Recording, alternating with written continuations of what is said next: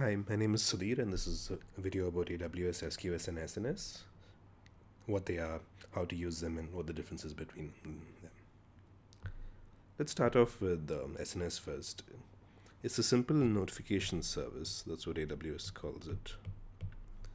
And it's basically used for sending messages out to a large number of subscribers about a particular topic.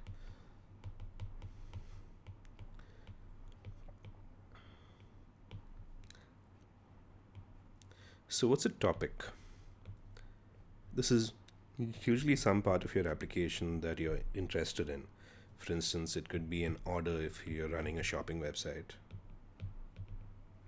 If you have users, it could be information about a user. So, the messages that you would want to send about this topic could be that you have a new order or that you have a new user.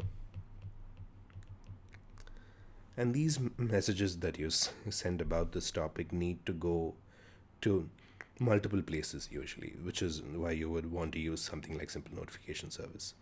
You would want, let's say, messages about your topic to go to one service over here via HTTP.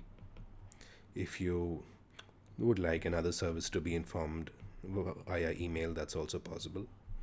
If you'd like this to go into an SQS queue, we'll come to that in a moment, but that's also possible. So it's really a way to take information or messages about something and fan them out. This is a common term which you'll see. Fan out to multiple places, where you send the message into one place and it is sent to multiple places on your behalf.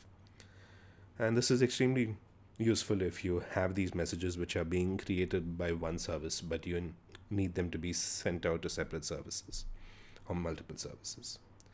The other important thing is that this scales much better than trying to send the message out to each of these services yourself. Because what you can do is send your message out into SNS and it gets stored over here inside the SNS database. And even if the services that you're trying to send the message to are down or not responding fast enough, SNS will attempt to retry the message again and again until it's sent. So this is extremely useful because you don't need to keep trying to do that yourself. It's also quite useful in a couple of other circumstances, but we'll come to that after we talk about SQS as well. SQS is a simple queue service.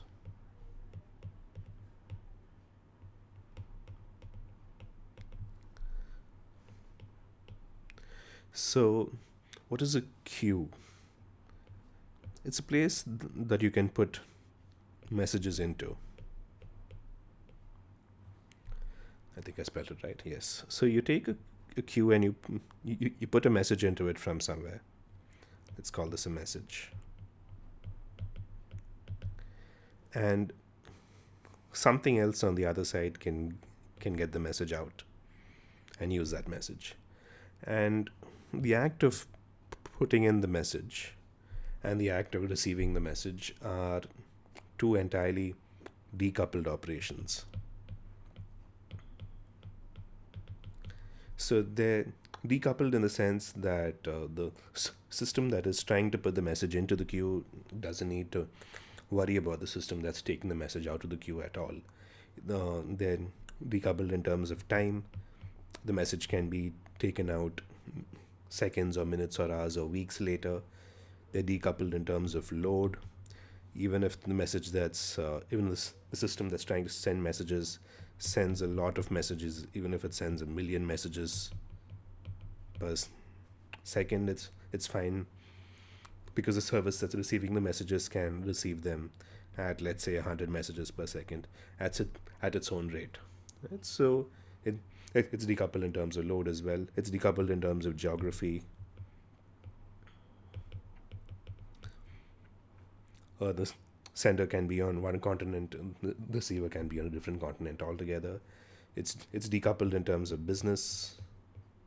It can be different companies that are receiving the messages from the queue. It can be different products or different applications or different services. So there's a lot of advantages over here to being able to put everything into a queue this way, and having somebody else pick it up at a later point in time. And SQS is extremely useful for that. So the main operations that you'll see here are sending a message and receiving a message. One important thing to note is that when you talk about SQS, when you receive a message out, the queue is durable. So because there's no guarantee that just receiving the message into your system means that your system has successfully processed it.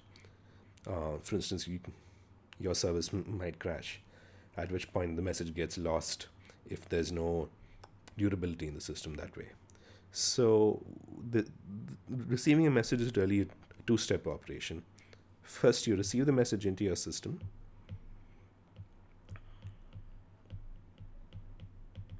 and then after you process the message, you delete it from SQS.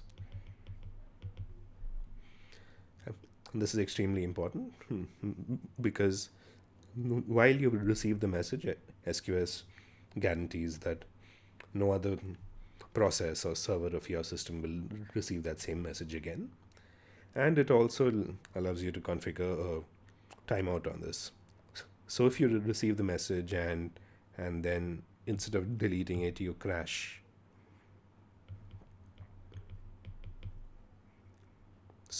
so you don't actually process the message or delete it. After a period of time, you will receive the message again if you ask for it. This way, SQS allows you to keep trying to receive the message again and again until you actually manage to process it. This is important because it's called at least once semantics.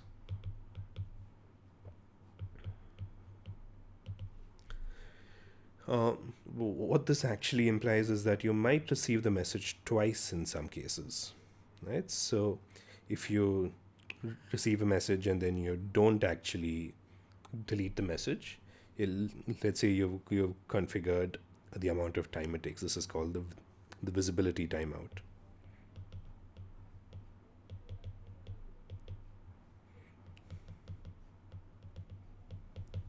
Let's say you configured the visibility timeout to be 1 minute. After a minute, the message is going to be received again by the next system that asks for it. So this keeps trying to send you the message, keeps trying to give you the message at least once. So it gives it to you until you've deleted it. That's one fairly important thing to remember about SQS. The other important thing is that because Amazon or AWS runs this as a distributed service, the length of this queue is fairly infinite. The number of messages that you can put into it is fairly infinite. The rate at which you can read the messages out of it is almost infinite. So Amazon does a lot of work to make sure that you can support, or rather, it can support your operations at any scale. There have been examples of companies receiving and sending messages at millions of messages per second. There have been cases where queues hold a billion messages or more. So it's extremely scalable that way and supports any amount of load. How do you use them together, though? That's a fairly common and interesting thing to do. The one simple thing to do is you have a topic. Let's say you're doing e-commerce again, and you have the topic as your orders.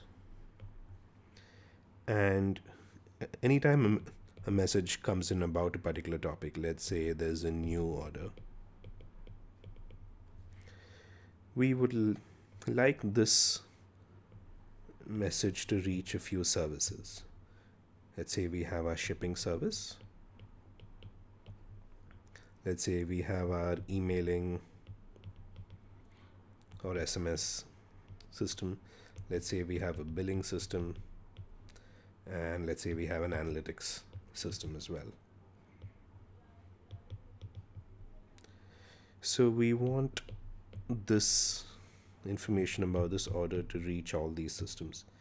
Now we don't want to have a connection to any of these systems directly, because we simply don't want a flood of orders to overwhelm many of them. So we do want that decoupling. So one fairly common pattern is to have an SNS topic and have an SQS queue in front of each of the services or systems that you have.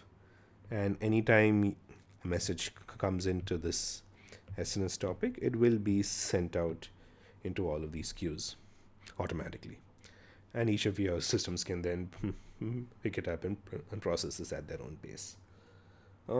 Another common pattern is to do many-to-many on this. So you could, for instance, also have another topic of returns. If you're an e-commerce site again, or you might have a user's sign-up topic, or you might have a logistics topic. In case anybody has, in case you have integrations with your shipping providers, often like FedEx or UPS or whatever. So each of these systems will also start sending messages into different queues, right? And this kind of system is quite possible with SQS and SNS together. So a system that you build this way has is fairly decoupled in the sense that you have a set of clear topics for each part of your application. Each of these topics is sending the messages into the systems that need to know it. The systems are decoupled in the sense that they can process all these messages as fast as they can. There's no direct load on them, so a large amount of orders or users are not going to cause them to crash in any way. You can scale each of these services up as much as you want. If it's Black Friday and you want a whole bunch of extra services up on shipping or email, that's quite possible. If your billing system is down and you're unable to contact your payment gateway, all the messages over here will pile up in the queue, and you can process them afterwards after the system comes back up again. So there's a lot of advantages to setting up your system in this way. That's the difference between SNS and SQS, and hope you found this useful. Thank you.